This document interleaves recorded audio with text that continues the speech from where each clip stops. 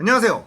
딱딱한 뉴스를 쉽고 재밌게 풀어드리는 시사건건 홀스영입니다. 자, 이번에 다룰 이야기는 이재명의 공약 기본금융 이야기입니다.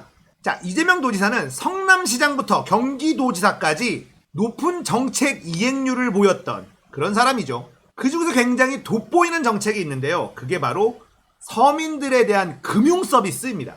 이재명은 금융에 대한 고민을 정말 많이 한 티가 나는 그런 사람입니다. 자, 이번에 기본금융 공약 발표 기자회견을 했는데요. 이 내용을 보면서 이재명의 기본금융이 얼마나 디테일하고 촘촘하게 짜여 있는지 여러분들에게 소개해드리고 설명을 해드리려고 합니다. 자, 내용 한번 살펴보겠습니다. 자, 일단 초반에는 이재명 도지사의 이 금융에 대한 철학, 이 부분을 설명하고 있어요. 한번 살펴보겠습니다. 기본금융으로 금융 불평등 완화, 이재명은 합니다. 공익성보다 수익성에 집중하는 금융은 실물 영역보다도 양극화가 심하고 더 약탈적입니다. 고액 자산가와 고소득자는 거의 무제한의 금액을 장기 저리로 빌릴 수 있지만 다수 서민은 불공정한 금융 시스템 때문에 제도 금융에서 배제됩니다. 수백만의 금융 약자는 높은 은행 문턱을 넘지 못하고 살인적 고금리의 대부업체와 불법 사채 시장에 내몰리고 있습니다. 금융시장 양극화에 따른 금융 제공자와 이용자의 미스매치는 시장 기능 약화와 경제 활력 감퇴의 원인이 되고 있습니다. 금리를 마이너스로 낮추어도 대출 가능한 대상자는 빌려가지 않는 반면 정말 돈이 필요한 사람은 대출의 자격이 주어지지 않아 금융 이용이 불가능합니다. 자, 이제 홀스형의 해석 들어갑니다. 이재명 도지사는 금융이 공익성보다는 수익성에 집중하기 때문에 양극화가 심하고 더 약탈적이라고 정의하고 있어요.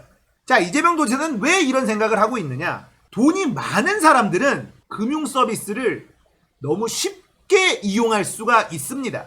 그것도 싼 이자로 말이죠. 그런데 정작 돈이 필요한 사람들, 서민들은요, 불공정한 금융 시스템 때문에 제도 금융에서 배제된다는 것. 이재명 도지사가 금융에 대한 고민의 출발은 바로 이 지점이에요. 꼭 돈이 필요하지 않은 사람들은 금융이라는 서비스를 쉽게, 싸게 이용할 수 있는 반면에 생존에 걸린 정말 소중한 돈이 필요한 서민들에게는 불공정한 금융 시스템 때문에 제도 금융에서 배제되고 있다는 겁니다. 이거 너무 아이러니한 일 아니냐라는 고민에서부터 출발하고 있는 거예요. 자, 그러다 보니 금융 약자는 높은 은행 문턱을 넘지 못하고 살인적 고금리의 대부업체와 불법 사채 시장, 이쪽으로 갈 수밖에 없다. 금융시장 양극화에 따른 금융 제공자와 이용자의 미스매치. 자, 이게 이재명 도지사가 생각하고 있는 핵심이에요.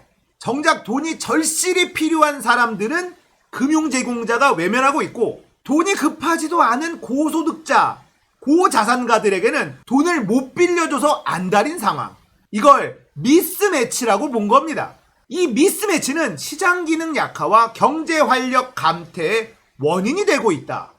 정확한 진단이라고 생각합니다.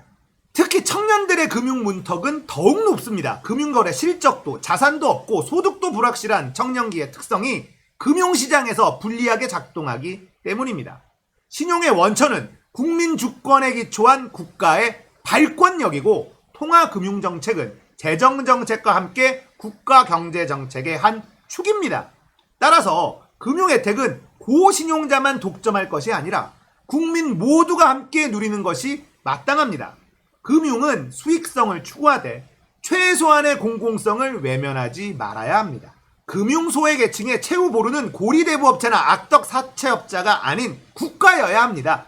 국가는 국민이 이들로부터 살인적 고리의 대출을 받기 전에 최소한의 금융기회와 혜택을 보장해야 합니다. 양극화 주범의 하나이자 경제 활성화를 가로막는 금융의 불평등과 불공정을 더 이상 방치할 수 없습니다.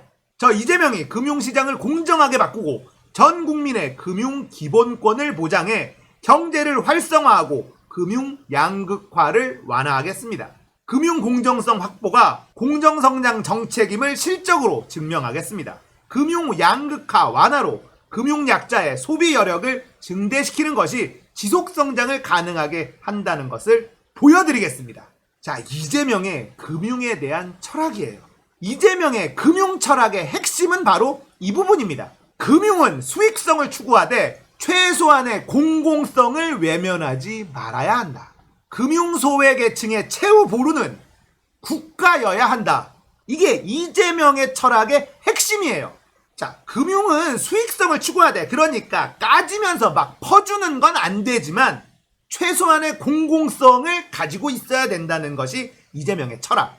자, 그렇다면 어떻게 할 것인가가 남아있죠. 지금부터 이재명의 금융 철학을 실천하는 구체적인 방안들 나옵니다.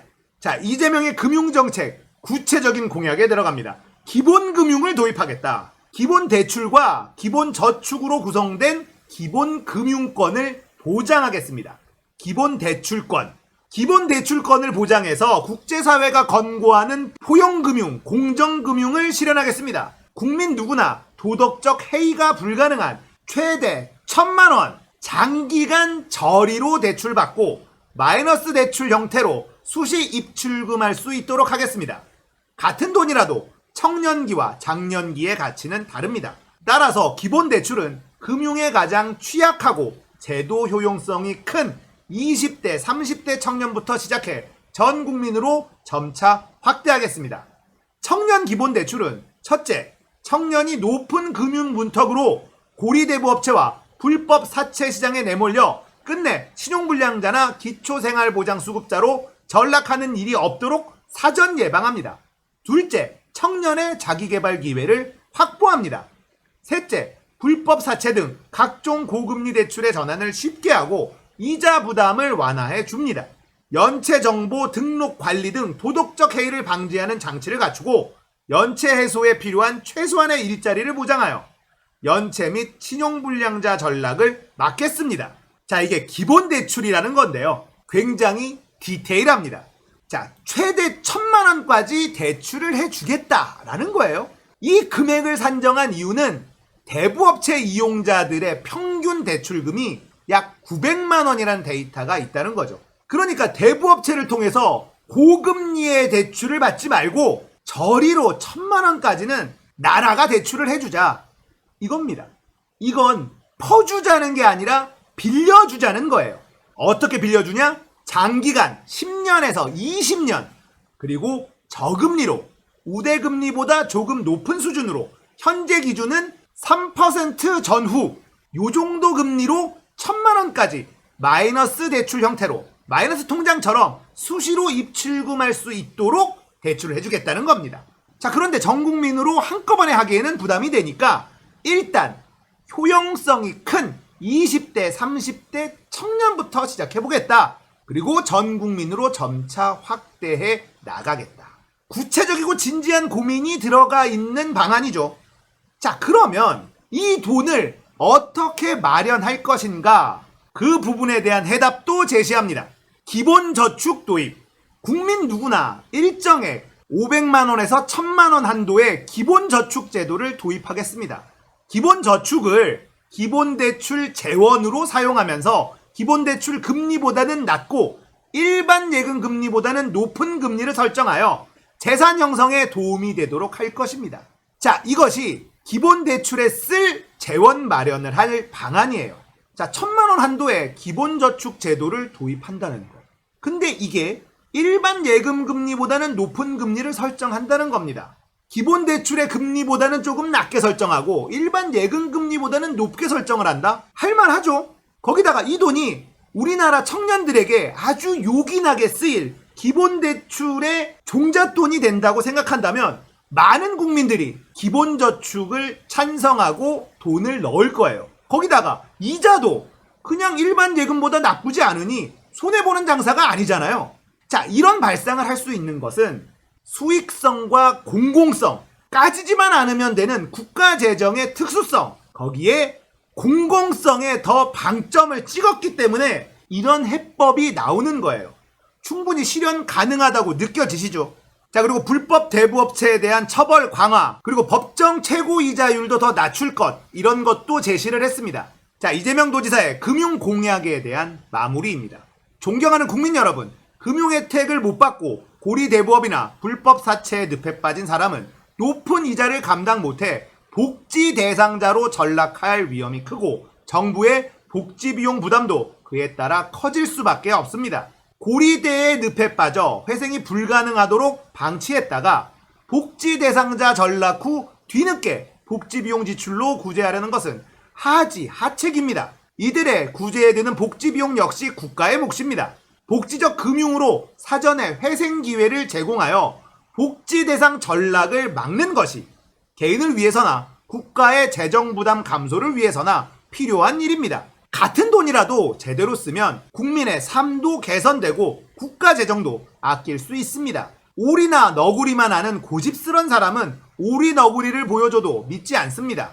정책은 복지와 금융만 있는 것이 아니라 복지적 금융 정책도 금융적 복지 정책도 있습니다. 강도, 고리 불법 사채를 막기 위해 불량배, 고리 대부업을 방치할 게 아니라 경찰, 기본금융, 서민금융을 강화해야 합니다. 국민에게 최소한의 인간다운 삶을 보장하는 복지국가라면 가난한 사람은 불량식품이라도 사서 먹을 수 있게 배려할 것이 아니라 건강한 음식 정도는 먹을 수 있게 해야 합니다. 선진국으로 공인받은 우리나라도 그 정도는 할 수 있고 해야 합니다. 공정금융, 이재명은 합니다. 새로운 대한민국, 이재명은 합니다. 어렵지 않죠? 귀에 쏙쏙 들어오죠? 실천 가능해 보이죠? 이재명 도지사는 성남시장 시절부터 이런 일을 작게 실천에 옮기고 있어요.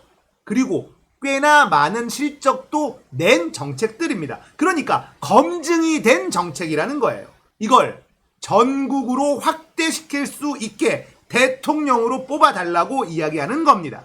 이재명 도지사의 매력, 장점은 쉬워요. 직관적이에요. 선명합니다. 그리고 실천 가능한 이야기 위주로 한다는 것. 이낙연처럼 국민의 70%를 중산층으로 끌어올리겠다. 이런 뜬구름 잡는 이야기를 하지 않는다는 겁니다.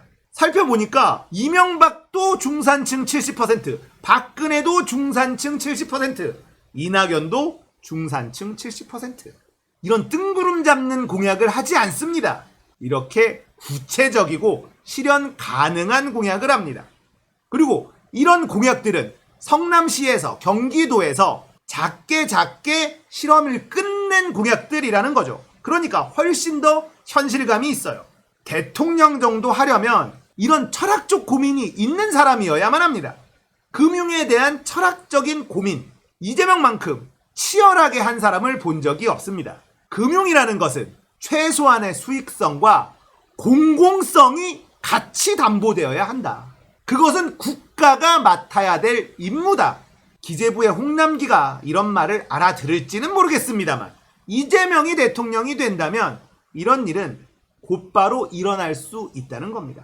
여러분들 상상해 보십시오. 청년들에게 1,000만 원 정도를 싼 이자로 마이너스 대출을 할 수 있게 해준다면 대한민국 청년들 얼마나 든든하겠습니까? 언론들은 바로 이런 얘기를 할 겁니다. 그 돈으로 술 처먹는다, 유흥비 쓴다, 이런 얘기 나옵니다. 100% 나와요.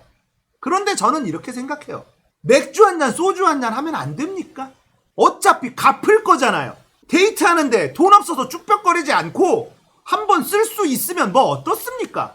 20대 청년들은요, 수많은 경험을 해봐야 됩니다. 허튼데 돈을 써서 그걸로 곤란함도 겪어봐야 됩니다. 그런데 사채이자를 땡겨서 쓰는 것보단 훨씬 더 안전하잖아요. 그게 뭐가 그렇게 대수입니까? 맛있고 비싼 데도 한번 가볼 수 있어야 됩니다. 그걸 국가에서 빌려준 돈으로 청년들이, 20대 청년들이 해보겠다는데 그게 아깝습니까? 이재명 도지사의 금융공약은 모든 후보들이 받았으면 좋겠습니다. 만약에 이재명이 대통령이 되지 않는다고 하더라도 이 공약은 반드시 실현됐으면 좋겠습니다. 자, 오늘은 확실한 이재명의 금융공약 이야기였습니다. 공감되셨다면 구독, 좋아요, 알림 설정 부탁드릴게요. 감사합니다.